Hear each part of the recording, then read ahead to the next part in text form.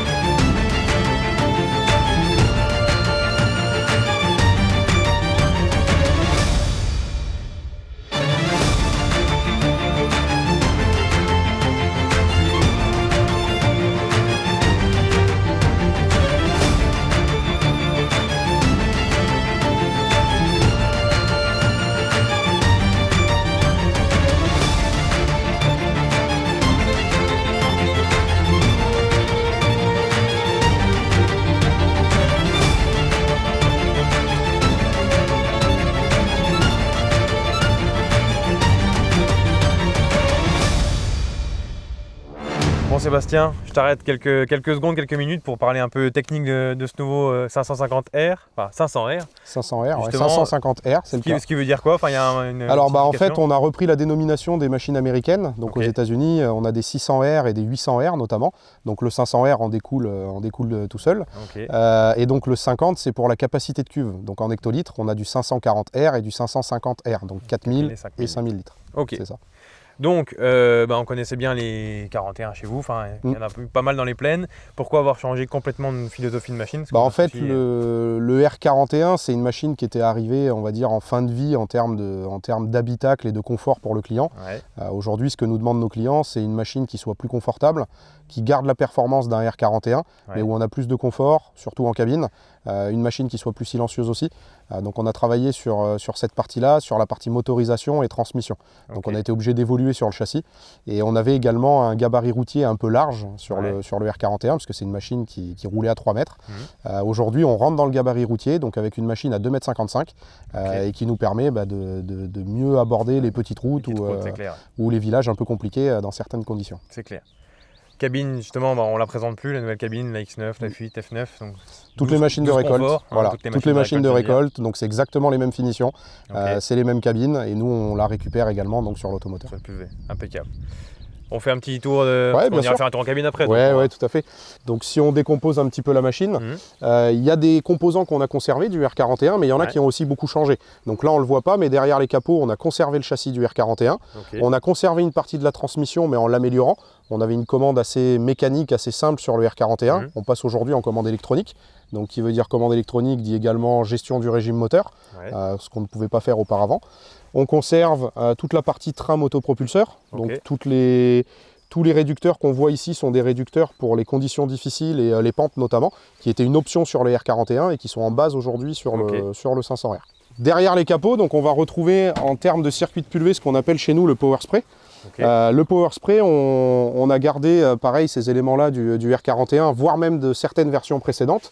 L'objectif, c'est 2 pompes centrifuges, une pompe à l'eau propre, une pompe pour le circuit de pulvérisation.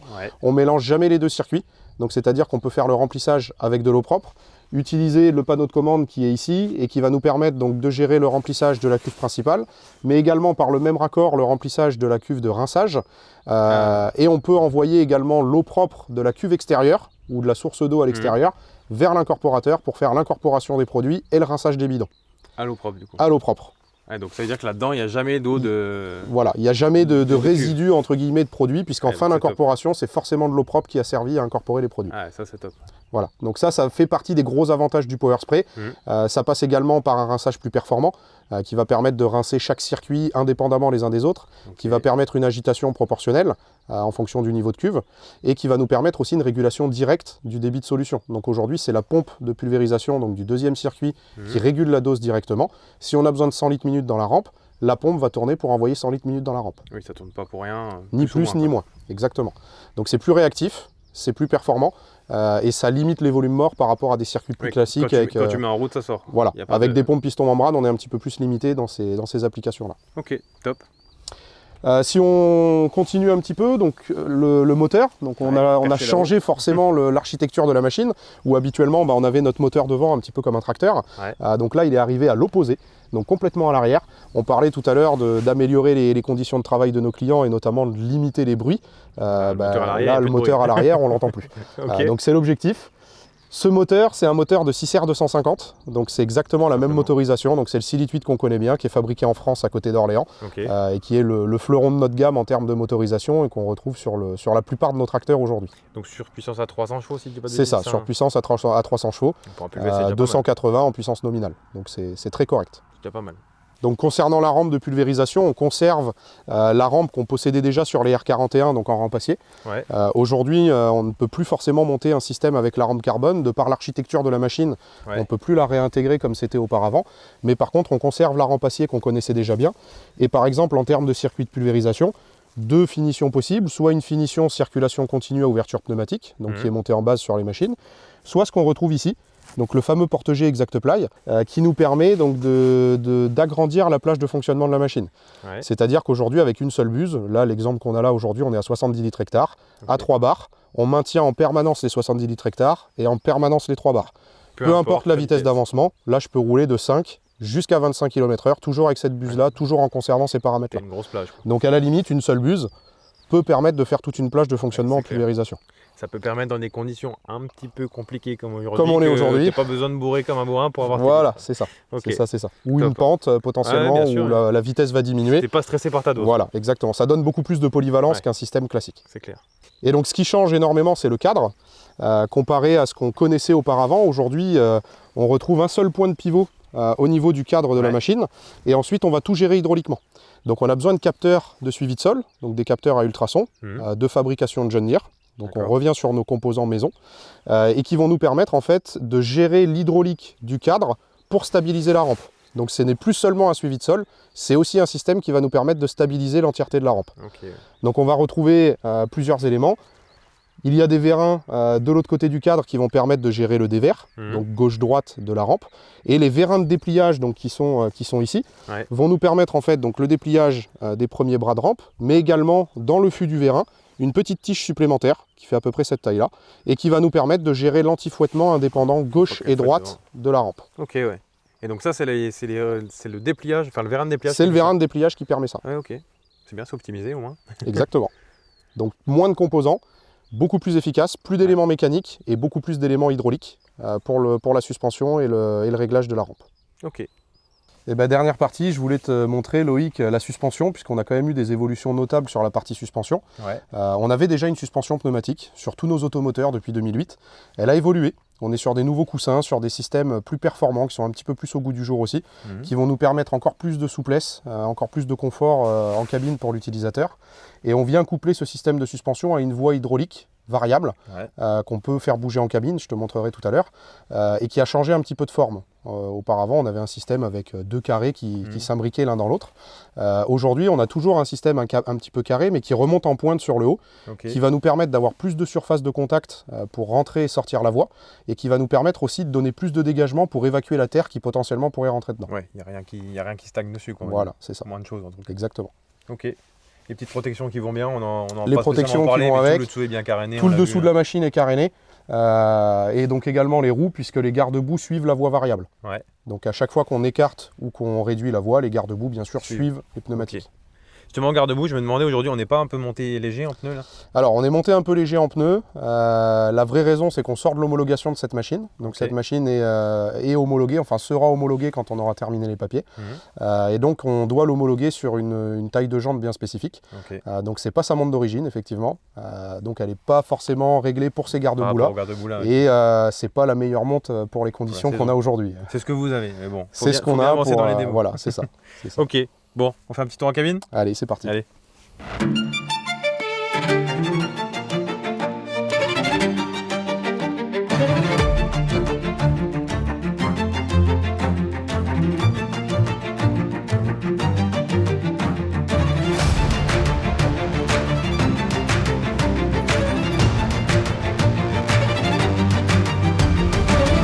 Bon allez, Sébastien, un petit tour en cabine? Bah oui. Essayer de finir cette cuve là avant d'en aller en recharger une pour la nuit, c'est de faire quelques plans de nuit, ça peut être sympa. Je te souhaite la bienvenue dans mon bureau. Ça va, c'est pas mal comme Bah écoute, je pense qu'il y a des jobs plus désagréables.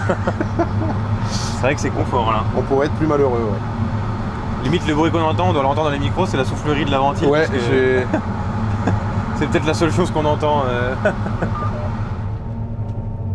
Bon voilà, la ventilation coupée, c'est vrai que c'est encore... Ça va mieux. On entend vraiment que le moteur est à l'arrière là. Voilà, c'est ça. On entend un léger sifflement. On entend un petit peu le moteur, on entend un petit peu l'hydrostatique, mais voilà, l'objectif de cette cabine là et de la position à l'avant, c'était d'améliorer le confort en cabine et notamment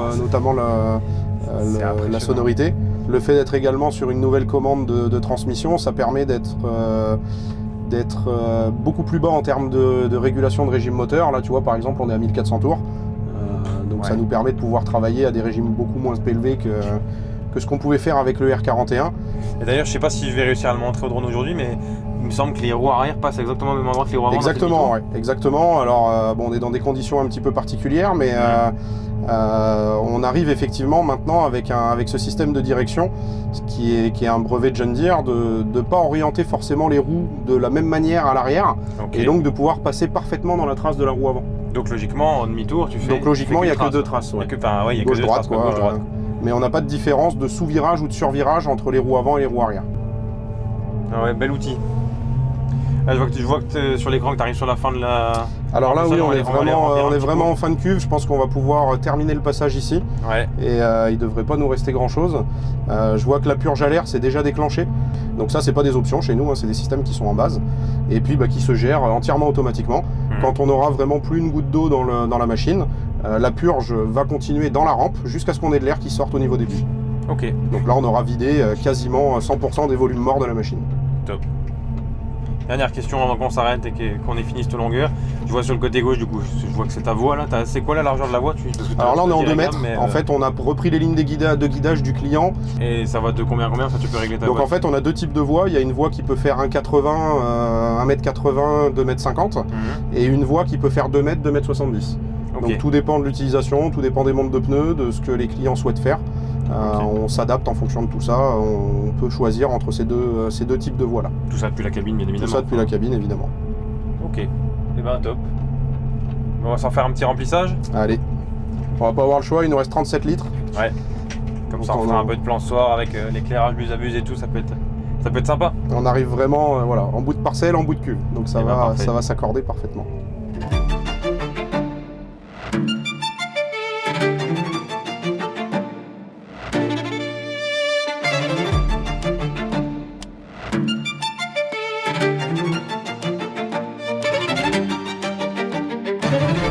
Bon là ça y est, t'es rechargé là, t'as pu refaire le plein. Ça y est, on a remis 2000 litres, ça devrait nous permettre de finir la parcelle. Bon, impeccable. Du coup tu remontes ça et puis... Ouais, on va remonter l'incorpo. Ouais. Hop. Je vais re-ranger les gants. Alors comme tout à l'heure, bien sûr on est à l'eau propre, hein. Ouais. Mais dans le bac il est prévu en fait toujours un compartiment pour les EPI propres, donc en haut, et un compartiment pour les EPI sales, donc comme par exemple les gants. Malgré qu'on soit à l'eau propre, on les met quand même. Et on referme notre compartiment. Impeccable. Et je voulais, tout à l'heure j'en ai pas parlé, mais je voulais parler de la partie entretien. Donc ici on va retrouver tout ce qui est filtre moteur, donc filtre à carburant mais filtre à huile également. Donc on retrouve ici sur le côté. Et en haut, au-dessus du capot, donc ici, on retrouve la jauge pour tout ce qui est huile hydraulique, hydrostatique. Et de l'autre côté, on retrouve le filtre à air moteur. Donc qui est caché derrière un capot. Là normalement il y a un cache, tu l'as enlevé. Là normalement il y a un cache. Je l'ai déposé pour qu'on puisse voir les filtres. Mais effectivement il y a un cache. C'est pour ça qu'on l'avait pas vu tout à l'heure. Ok. Et ben on se retrouve dans la parcelle. Et ben on est reparti. Et tu mettras la petite guirlande de Noël, faire 2-3 images, ça peut être sympa. Allez, à tout à l'heure. À tout à l'heure.